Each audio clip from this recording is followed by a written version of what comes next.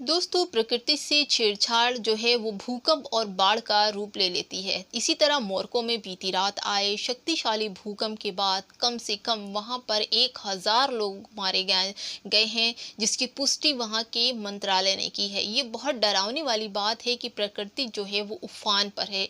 वो अपना क्रोध जता रही है कि जिस तरह से प्रकृति के से छेड़छाड़ हो रही है, प्रकृति अपना प्रलय रूप भी दिखा रही है। नमस्कार, मेरा नाम है शैला और आप देख रहे हैं M2 लाइव टीवी।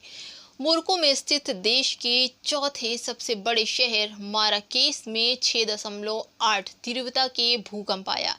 इसके बाद देश के कई शहरों में लोग हिल गए, डर गए और सड़कों पर निकलकर भागने लगे। अफरा तफरी का चारों तरफ माहौल था, बिल्डिंगें गिरने लगी, धुआं और गुब्बार से लोग परेशान हो गए, दहशत का माहौल था। मोरक्को के आंतरिक मंत्रालय ने 1037 लोगों की मौत और 1200 से अधिक लोगों के घायल होने की पुष्टि की है।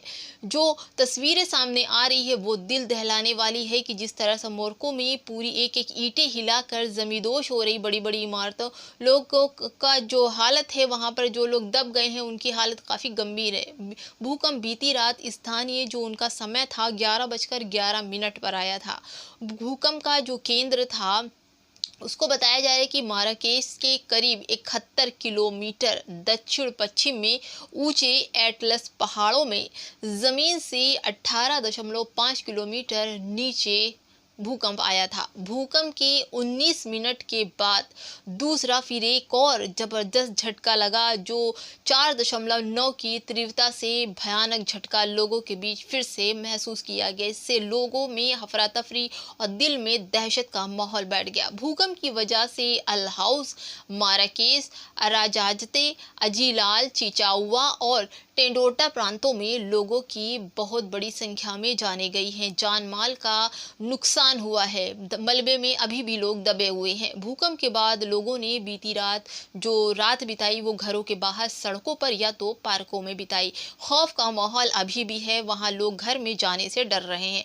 लोग डर और खौफ में थे। अफरा तफरी का चारों तरफ माहौल था, गर्द गुब्बार थे, लोग एक दूसरे को देख नहीं पा रहे थे। करीब 10 मिनट तक वहां के स्थानीय लोगों ने बताया कि बिजली नहीं थी और फोन बिल्कुल भी काम नहीं कर रहे थे। भूकंप का केंद्र जो था वो पहाड़ी क्षेत्र था, लेकिन झटके करीब 350 किलोमीटर दूर राजधानी राबात में भी महसूस किए गए। झटका इतनी तेज था कि लोग उस झटके से घरों से निकले, जो निकल सके वो बच गए, जो नहीं निकल पाए अपने ही घरों के मलबे में दब गए। कासाब्लंका और इजोजुरिया जैसे शहर भी इस झटके से, इस भूकंप से दहल गए। भारत के प्रधानमंत्री G20 के बाद भी नरेंद्र मोदी ने मोरक्को में भूकंप की घटना को बहुत दुख जाहिर किया है और कहा है कि जिन लोगों ने अपने परिजनों को खोया है उनके प्रति भारत की तरफ से और उनकी तरफ से संवेदनाएं हैं।